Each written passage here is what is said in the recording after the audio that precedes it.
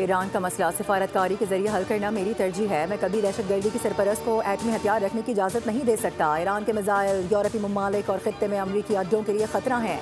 Iran ऐसे missile बना रहा है जो जल्द ही अमरीका तक पहुंच जाएंगे।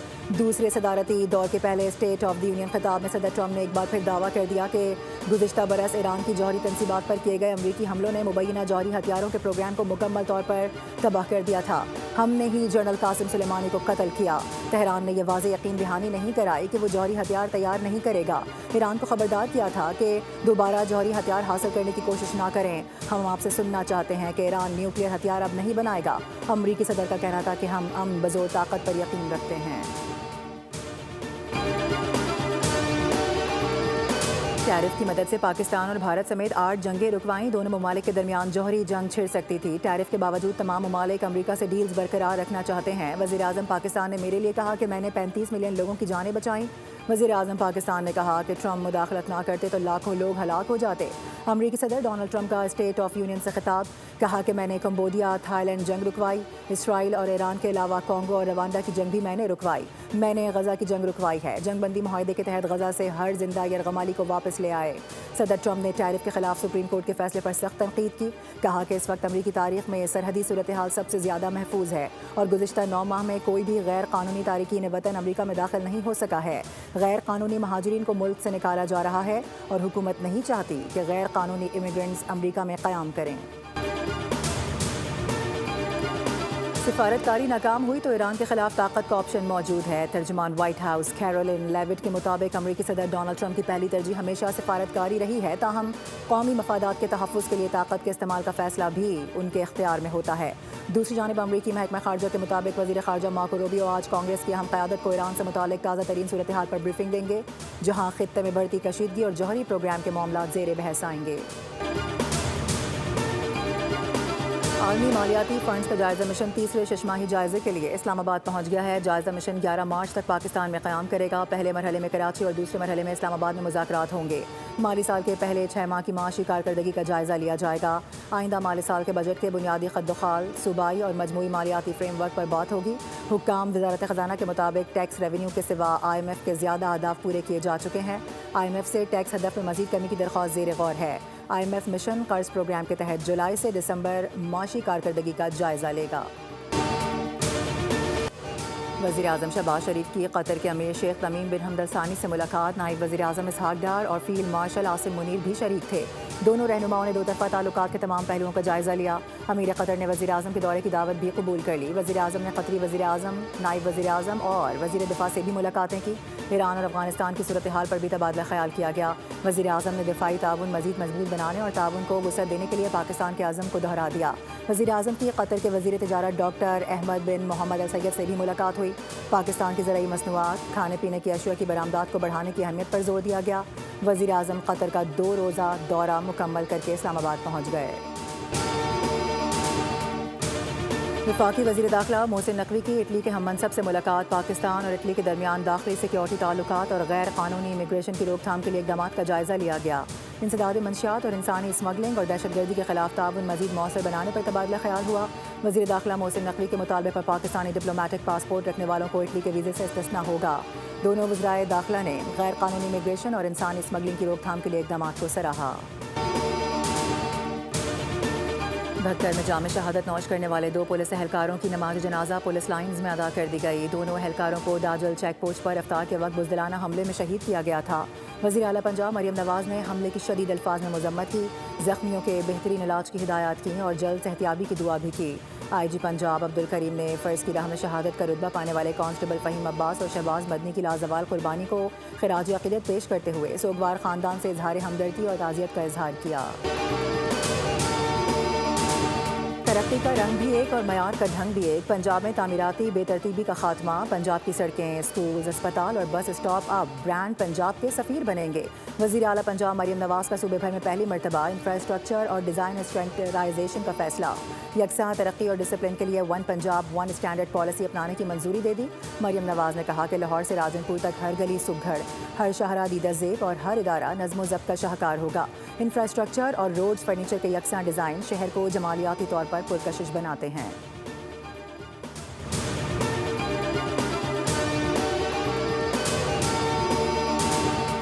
डेवू सन 1998 से पाकिस्तान में लोगों को सफरी सहूलियात मुहैया कर रही है और 28 साल की हमारी तारीख़ में हमने हमेशा जिद्दत और मुसाफिरों के लिए आसाइश का सामान पैदा किया है।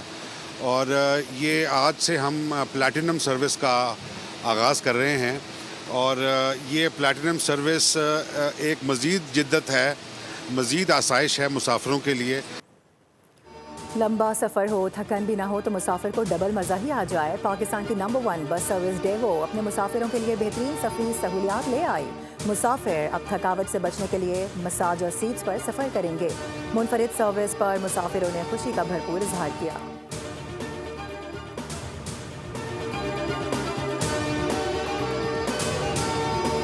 लाहौर हाई कोर्ट 17 साल घरेलू मुलाजमा की बाजियाबी के केस की समाअत। अदालत ने पुलिस को बच्ची की बाजियाबी की मोहलत दे दी है। चीफ जस्टिस ने कहा कि 4 साल गुजरने के बावजूद लड़की बाजियाब क्यों न करवाई जा सकी। लड़की का फेसबुक अकाउंट एक्टिव होने के बावजूद कार्रवाई क्यों नहीं हुई। स्पेशल टीम बनाई है तो इस टीम को तो जल्दी काम करना चाहिए। केस की समाअत 3 मार्च को होगी। जस्टिस आगा फैसल की सरबराही में सानिया गुल प्लाजा कमीशन का चौथा इजलास। जख्मी 6 अफराद कमीशन में तलब। गुल प्लाजा में जिस वक्त ये वाक़या हुआ आपने क्या देखा। जस्टिस आगा फैसल का इस्तफसार। सैयद अब्दुल्ला ने बताया कि 10 बजे का वक्त था। गुल प्लाजा शॉपिंग के लिए गया था। मेज़नाइन फ्लोर पर शॉपिंग कर रहा था कि अचानक लाइट चली गई। दुकानदार ने कहा कि आप फिक्र ना करें, ऊपर फ्लोर पर आग लगी है, हम आपको पिछले गेट से निकाल लेंगे। मैं और मजीद अफराद मेज़नाइन फ्लोर के उस मकाम पर पहुंचे जहां छोटा गेट था लेकिन उस पर ताला था। आगा फैसल ने रिमार्क दिए कि लाइट बंद नहीं करनी चाहिए थी क्योंकि बिजली के करंट से मरना ज़्यादा बेहतर था। लोग पहले धुएं से, फिर आग की तपिश और फिर आग से तड़प तड़प कर मर गए। अब्दुल्ला के साथ बस सर थोड़ा सा खार था, बस वो उसके साथ मेरी नहीं बनती थी। मैं अगर दवाई देता था तो वो पेशेंट को यही कहता था कि ये आपने आगे से क्यों नहीं लाई, इसके पास ये जो है ना वो दवाई फ्रेश नहीं है या ब्ला ब्ला ब्ला 50 मसले बताता था। यूनस ने मेरे को 20,000 रुपये दिए एडवांस अब्दुल्ला को मारने के लिए। अब्दुल्ला डॉक्टर है, उसने बोला कि भाई अब्दुल्ला को मारने में पहले 5 लाख दूंगा, तो बोलते हैं 3 लाख दिलाऊं तो भी बहुत है, बोलते तेरे को मैंने जितने भी दिला दिए। कराची में सुपारी किलिंग के मनसूबाबंदी नाकाम। पाक कॉलोनी पुलिस ने मेडिकल स्टोर के मुलाजिम यूनुस समेत शूटर उस्मान मंजूर को गिरफ्तार कर लिया। पुलिस के मुताबिक तफ्तीश के दौरान गिरफ्तार मुलजिमान ने सनसनीखेज इंकशाफात किए। मुलजिम यूनुस ने बताया कि उसने 17 साला माहिर निशानेबाज उस्मान मंजूर को साइड बी शेरशाह में डॉक्टर अब्दुल्ला को निशाना बनाने के लिए 5 लाख रुपए की सुपारी दी थी। डॉक्टर मरीजों को उसके स्टोर के बजाय दीगर जगह से दवाई खरीदने का कहता था।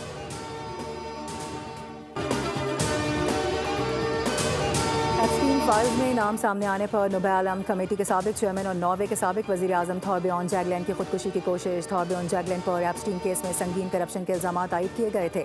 जैगलैंड नॉर्वे के सबसे अहम सियासतदानों में से एक हैं और वो काउंसिल ऑफ यूरोप के सेक्रेटरी जनरल भी रह चुके हैं। दूसरी जानिब जेफरी एप्स्टीन से ताल्लुक़ रखने पर बिल गेट्स ने माफ़ी मांग ली। कहा कि एप्स्टीन के जराइम से मेरा कोई ताल्लुक़ नहीं है, न कोई गैर कानूनी काम किया। वो 2011 से 14 के दरमियान एप्स्टीन से मिलते रहे। ये बहुत बड़ी गलती थी जिससे फाउंडेशन की साख को नुकसान पहुँचा।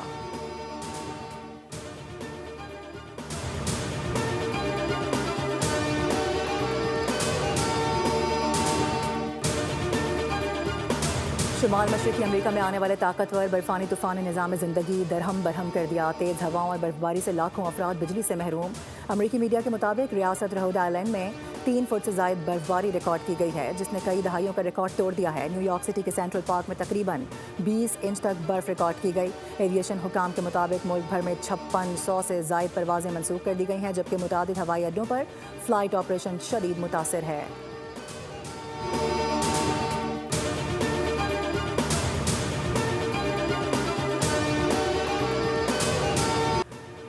सुपर 8 मरहले में इंग्लैंड ने पाकिस्तान को 2 विकेटों से शिकस्त देकर सेमीफाइनल के लिए क्वालिफाई कर लिया। पाली किले में खेले गए मैच में इंग्लिश टीम ने हैरी ब्रूक की शानदार सेंचुरी की बदौलत 165 रन का हदफ 5 गेंदे कबल 8 विकेटों पर हासिल कर लिया।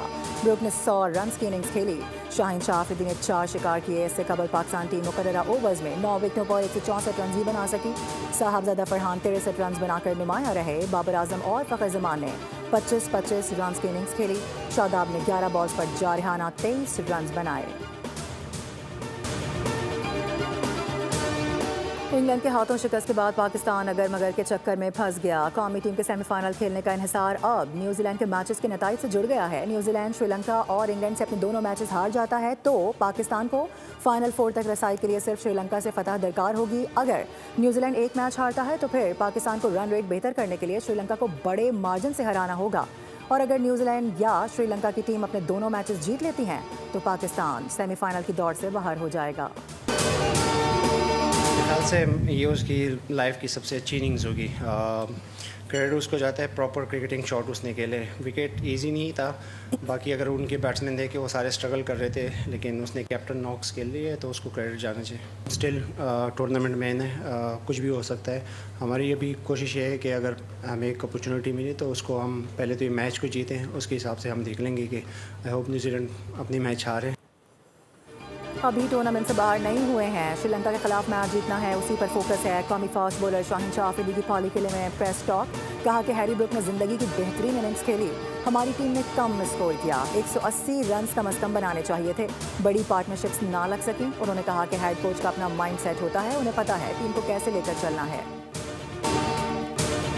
T20 वर्ल्ड कप के सुपर 8 मरहले में आज एक मैच खेला जाएगा। श्रीलंका और न्यूजीलैंड के दरमियान अहम मुकाबला कोलंबो में होगा। मैच पाकिस्तानी वक्त के मुताबिक शाम 6:30 पर शुरू होगा।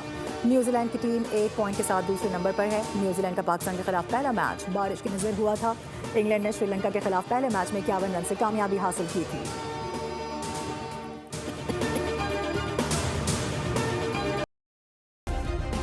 सब्सक्राइब करें और बेल दबाएं ताकि कोई खबर रह न जाए।